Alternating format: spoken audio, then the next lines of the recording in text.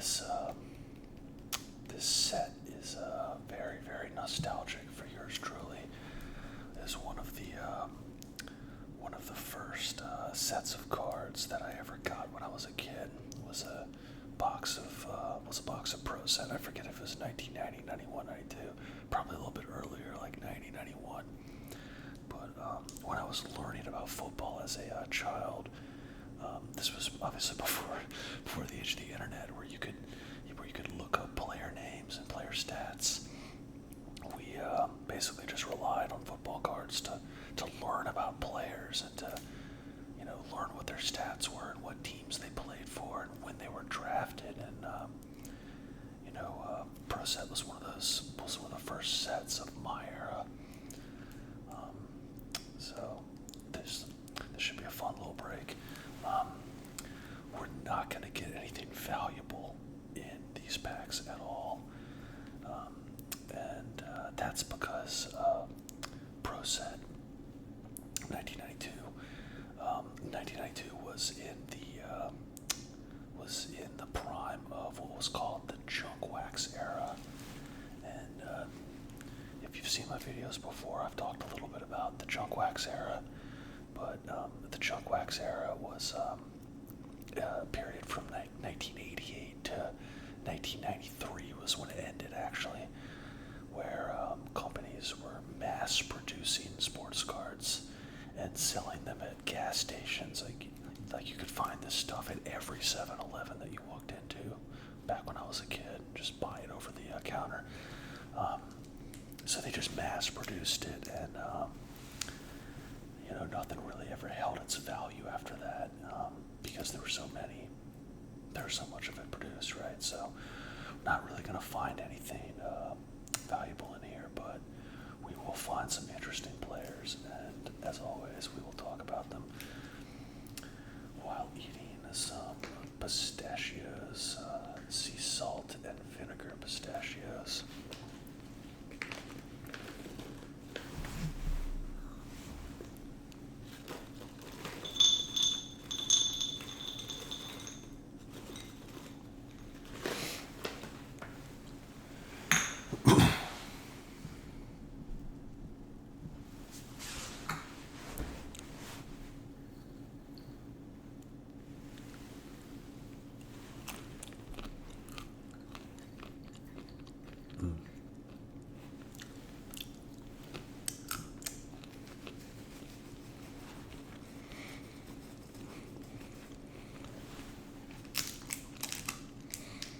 Very good.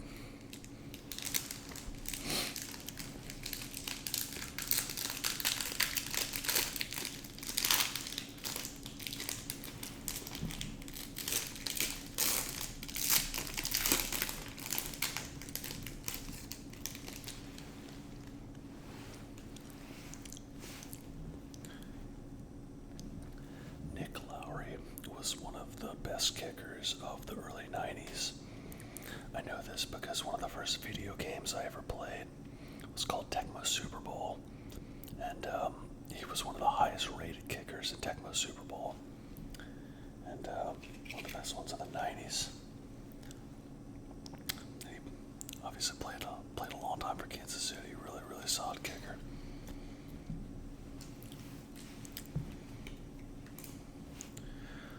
Martin Mayhew.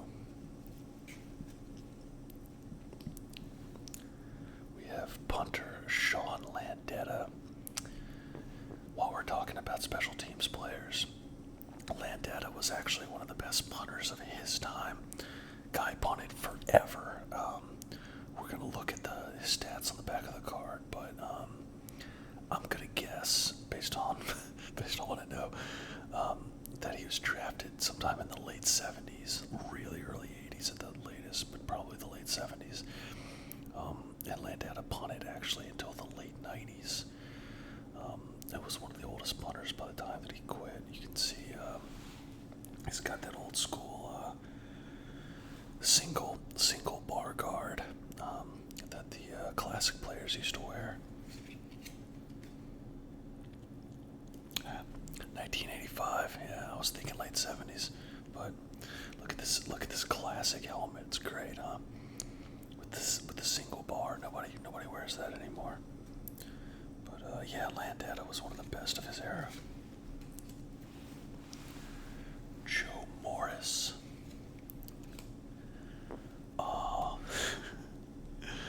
Mike Holmgren. One of the classic, well, classic's not the word, but one of the best coaches of his time.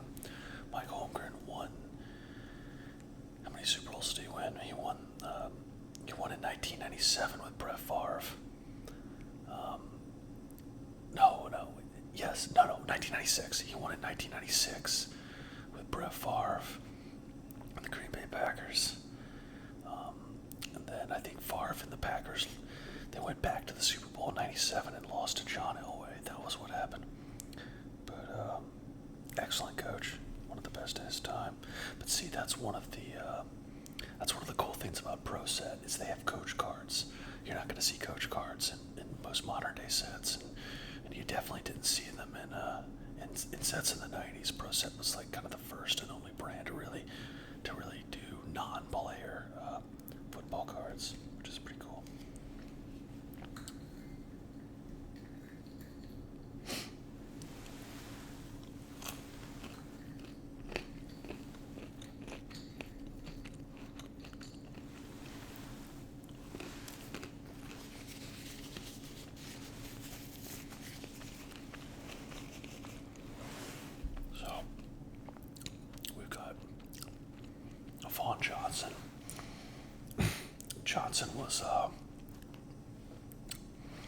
Johnson was one of the 4 linebackers for the Dome Patrol, and if you are a Saints fan, you know what I'm talking about when I say the Dome Patrol.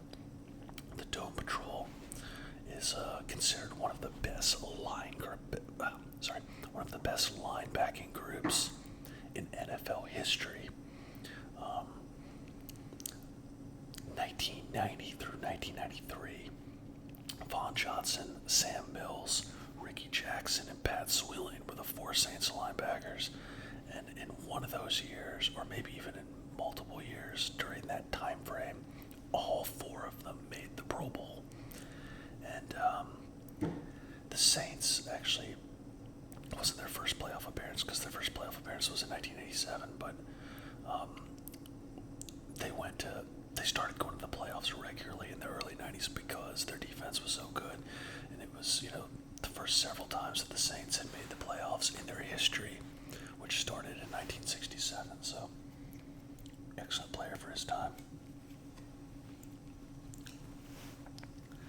We've got Doug Waddell, center for the Broncos. Eric Bieniemy, that's cool. Eric Bieniemy is the offensive coordinator for the Washington Redskins currently, and was a kickoff returner, backup running back during his playing days. Before he became the offensive coordinator for the Washington Redskins, he was the offensive coordinator for the Kansas City Chiefs, and won a couple of Super Bowls with them. So, excellent coach. Broderick Thomas. Tom Tupa. So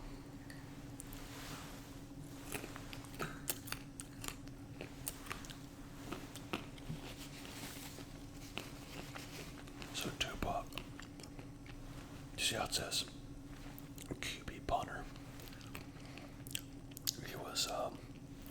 He started his career as a backup quarterback, but he was also a really good punter, so he punted as well. So he's the only player that I know of to actively play both positions of quarterback and punter as an actual quarterback on the roster. Now, we've seen punters pass the ball before, and we've seen other players punt that are not punters, but he was an actual professional quarterback and a professional punter. Let's see what his stats say. Let's see if there's any passing stats on here. Yeah, see, it's got his passing stats on there. If you were to look at his stats, like if you were to Google his stats right now, you'd see that he punted also. He punted from like 88 all the way through like 2004, 2005. like long, long career, and actually was one of the best punters in the NFL, as well as a backup quarterback. And I think he only really played backup quarterback early in his career, and then he became a full-time punter and didn't play quarterback after that. But I forget the year, but in the late 90s, early 2000s, he had to come in as an emergency quarterback for the New York Jets, and actually played really well and led them to a comeback victory. It was like his first time playing quarterback in 10 years. Really, really cool story. Definitely worth looking up on YouTube. Gotta play smart. Be proud of your heritage. Stand tall. What was that? Okay. Heritage cards. That's cool. He's Samoan. Play smart. It's a sign of ignorance. Graffiti. Oh man, that's funny. That's funny. They have the early '90s messages to children. You know, if you were in school in the '90s, you'll know that the DARE program was really big then, and obviously it was not very successful. But you know, graffiti is a sign of ignorance. That's funny, man. That's how it was back then. People used to think that way. It's about time to clean up your act. There are few things that make me as angry as driving through the city and looking at the walls of the buildings covered in graffiti. It is not art, and it's not funny. Graffiti is a senseless act committed by people who have no respect for their community or themselves. They think it's cool. It's funny now because, you know, graffiti is such a big part of culture now, and it's widely accepted that there are graffiti artists that, you know, like Banksy, that do art that cities will actually, you know, keep up and, you know, make it so that nobody can paint over it. So the times have changed. That's funny though. All right, week 16, 1991 replay. We got Pat Harlow, offensive tackle, Patriots. And we got Mark Collins, cornerback, and playbook, 2 ways to win. Win a trip to the Pro Bowl, or Emmitt Smith NFL memorabilia. Wow, guys.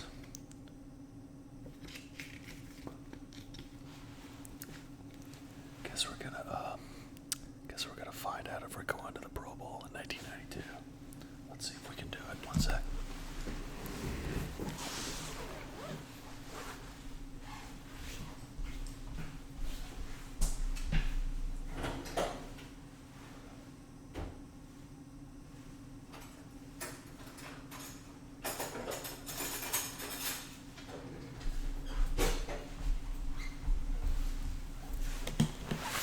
That's fun. Sorry about that.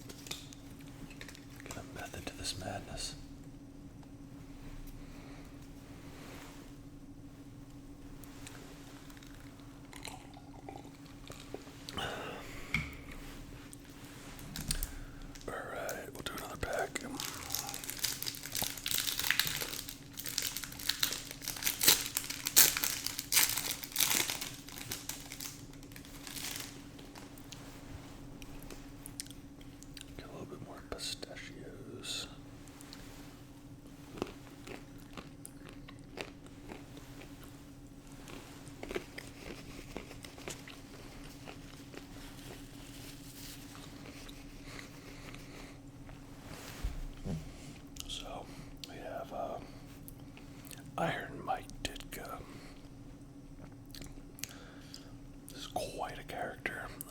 He was the coach of the 1985 Bears, as many of you know, and won the Super Bowl with them. And as many of you may not know, he after he left the Bears in the early 90s, he eventually became a broadcaster and then became the coach of the New Orleans Saints in the late 90s. The Saints hired him in 1997, and he was our coach from 1997. He was fired in 2000. He is famous for the Saints. Okay, so he's famous for the Bears for winning the Super Bowl, right? He's a legend in Chicago. He's famous in New Orleans for trading an entire draft for Ricky Williams, which is one player, the running back for Texas. He's famous for trading an entire draft plus some more picks the following year for one player. Never really had a winning season with us, but hey, he was always a character. We got Andre Collins, linebacker, Redskins. Anthony Munoz, man of the year. Ernie Jones, wide receiver. Gary Anderson of the Buccaneers. Got those old, what is it called? Orange pewter uniforms that they used to wear back in the day. Kirk Loudermilk, center. Tony Mandrich. Now here's an interesting player. So, Tony Mandrich was the second overall draft pick in the 1989 draft. Second overall. I think he was second. Let's see. Let's find out. I'm just gonna start talking out of my ass. Let's see. It says he was in the first round. It doesn't say exactly which pick. So, yeah, he was the first or second overall. I forget. I think he was the second overall because Troy Aikman was the first overall. That's right. But he was picked before Barry Sanders, Deion Sanders, Derek Thomas, Michael Irvin. There were some superstars in the 1989 draft, and it was just one of the most loaded drafts of all time. And Tony Mandrich was picked second overall, and he's famous because he was on a Sports Illustrated cover and they called him the Incredible Bulk, because he was the strongest and fastest lineman that had ever been timed at the NFL scouting combine. Now, at that time, they didn't know that he was on steroids, and he was on steroids. And when he got to the NFL and they started testing, he just was nothing compared to what he used to be, because obviously he wasn't on steroids anymore. And he actually became a drug addict and started using, like recreational drugs, and developed a problem with them. And he was considered one of the biggest busts in NFL history, meaning first round pick that didn't live up to expectations. And was out of the league in a couple of years. But it's actually a pretty cool story because he ended up getting sober in the mid-90s and came back and played for the Indianapolis Colts and was fairly decent as a guard for several years for the Indianapolis Colts. And I believe his final year was in 1998 with Peyton Manning. And he actually played with Peyton Manning in 98. That was his final year, I believe. So, pretty cool redemption story for Tony Mandrich. Got Cornelius Bennett, Pro Bowler. Jeff Graham, wideout for the Steelers. We got Tunch Ilkin. That's a cool name. That's an excellent name for an offensive lineman, Tunch. He actually kind of looks like a Tunch. Let's see. Oh man, Tunch. 6th round pick.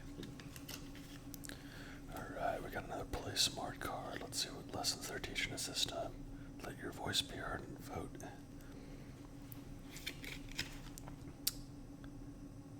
Yeah, for the New England Patriots.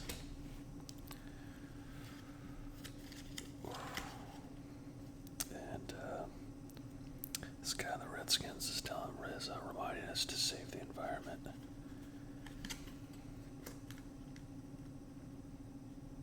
Oh, it's Mark Schlereth. Yeah, he's a announcer now. That's cool. I never knew that he played for the Washington Redskins. He won some championships with John Elway and the Denver Broncos in the late '90s.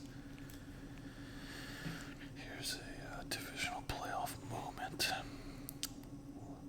Detroit Lions 38, Dallas Cowboys 6. Oh God, I do not remember the Cowboys getting taken down in the early '90s. Wow.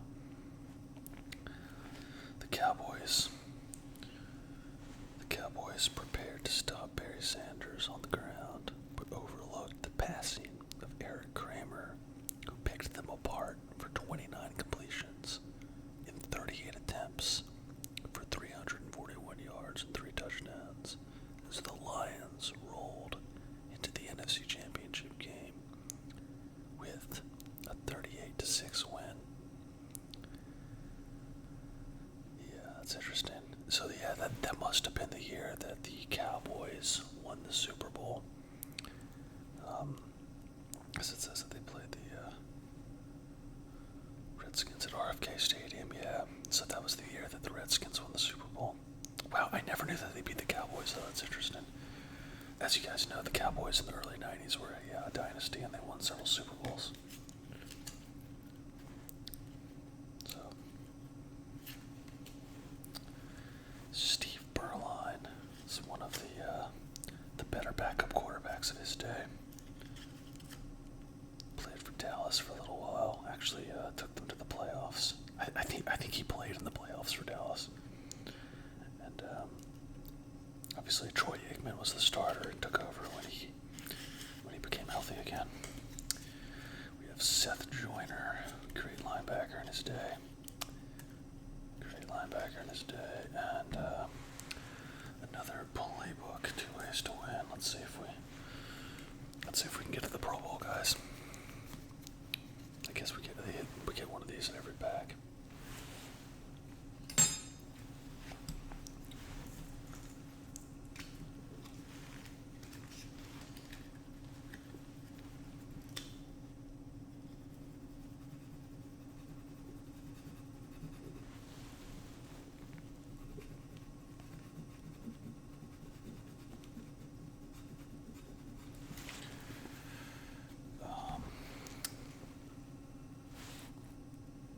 Looks like we got a safety, 2 points. Okay, now let's see if we're going to Hawaii in 1992.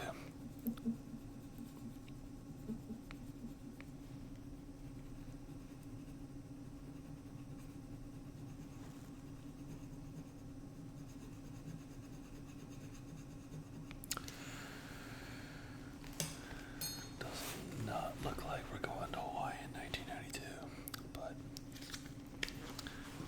a man can dream, right?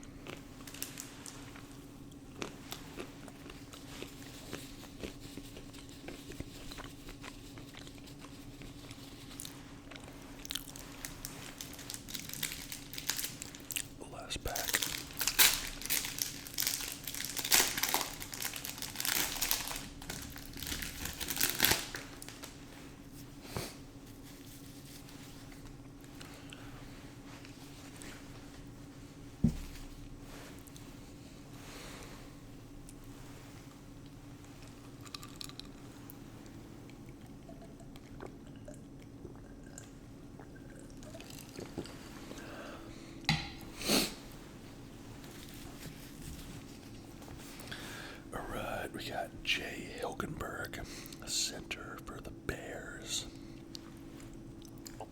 Oh man, look at his teeth. Got one knocked loose being the center for the Bears, it seems. It's pretty cool. We've got James Lofton, wide receiver for the Bills. He's a hell of a receiver, remember? Very, very fast. Very fast. He used to play for the Redskins too. I mean Redskins, Raiders, yeah. Yeah, see LA Raiders. I knew he had some years for the Raiders. I didn't know he played for Green Bay that long. Wow.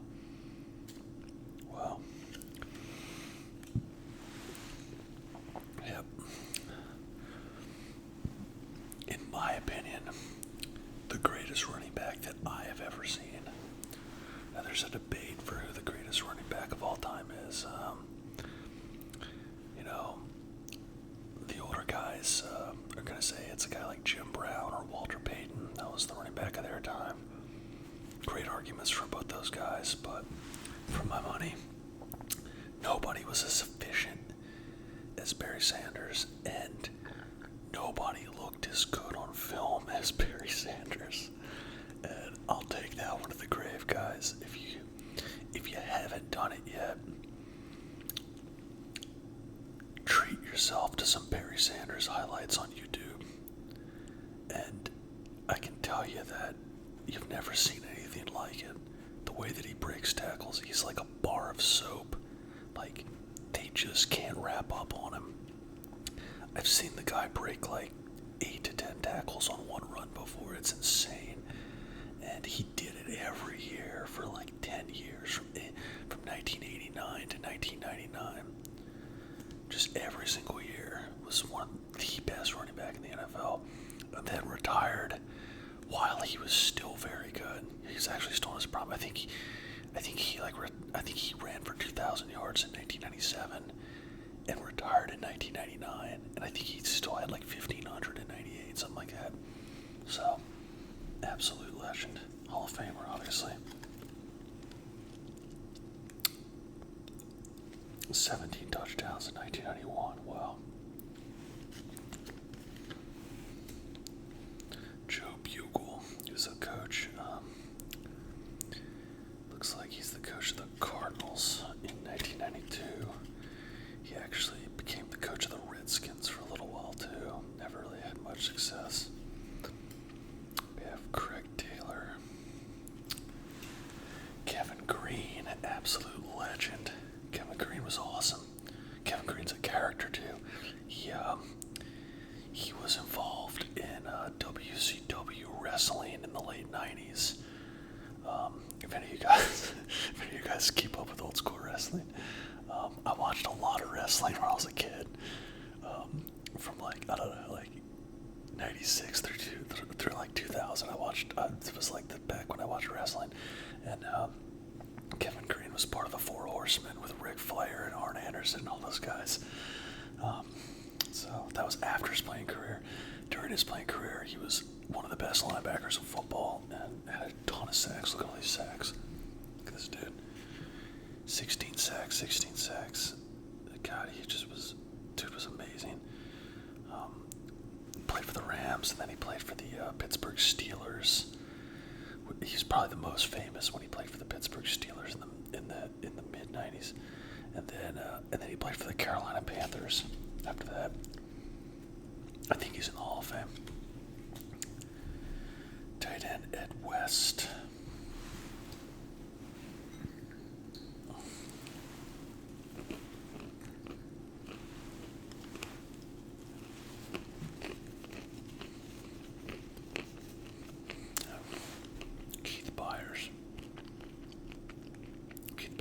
Was actually a fullback. They haven't listed as a running back, but he was a fullback. I guess they're not listing fullbacks on here.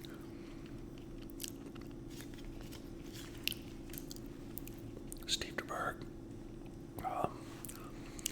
He was actually drafted in like 77, 78, 79 around then, and played for a long time as a starter, and then retired, and then came back in like 98 or something like that as an emergency quarterback, for the Atlanta Falcons for one game.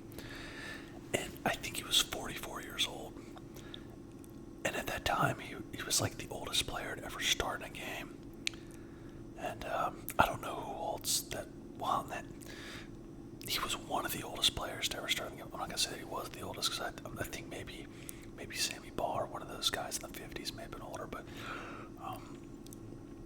very old for the modern day era. And then, Brady obviously came in and played at 45. But, yeah, DeBerg had a long career. Yeah, see, 1978 in San Francisco. Dude played forever. Steve Walsh. So, will not surprise me if you guys have not heard of Steve Walsh. Just,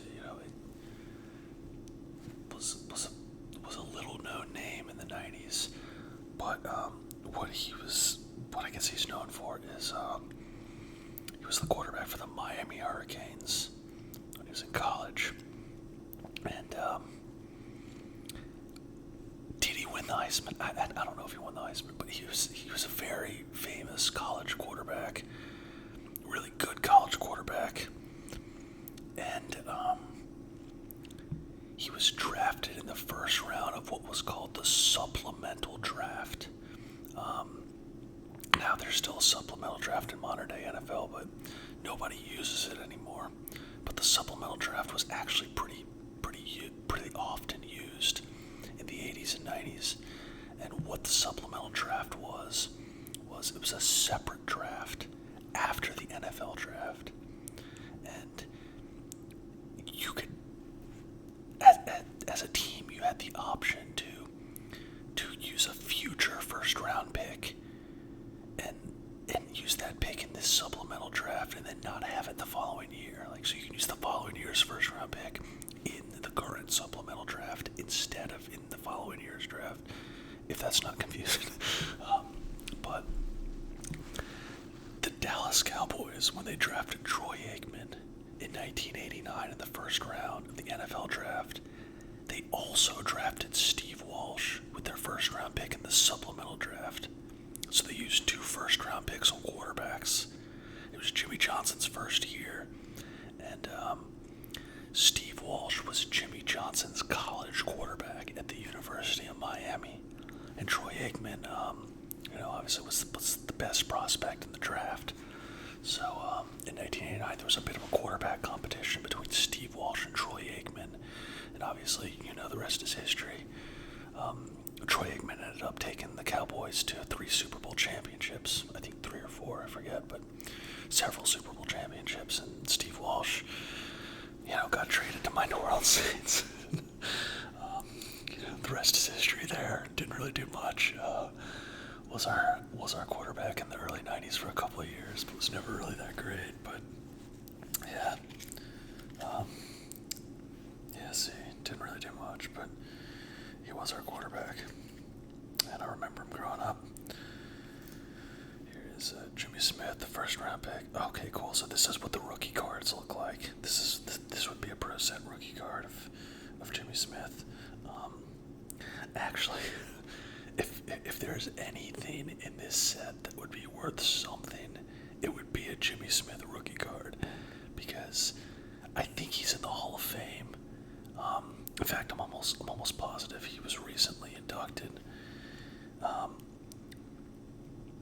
Jimmy Smith was a second round pick, right, by the Dallas Cowboys, and didn't really do anything, and got really didn't play hardly in his first couple of years, and then got cut, and he was put on the Jacksonville Jaguars in 1995 in the expansion draft, and Jacksonville's first ever season as a franchise, and he became a perennial Pro Bowler after that, 1,000 yards season after season after season, and I think he's in the Hall of Fame now. So I don't know. We'll save this to the side. Let's see what the old 1992 Pro Set Jimmy Smith rookies are going for nowadays. Got another rookie, Terrell Buckley. He's actually a really good defensive back in his time. We have a 1991 replay of Week 4.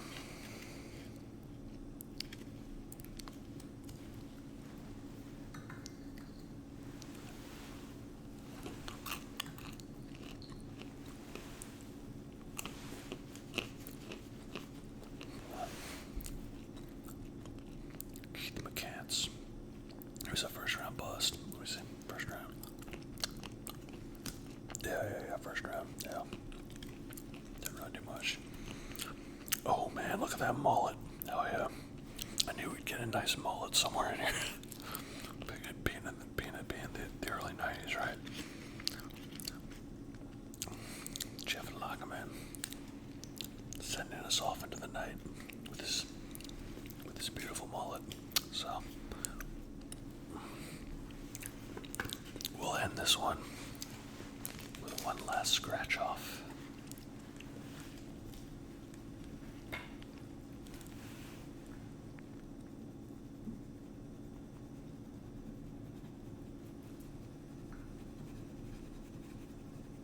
Three-point field goal.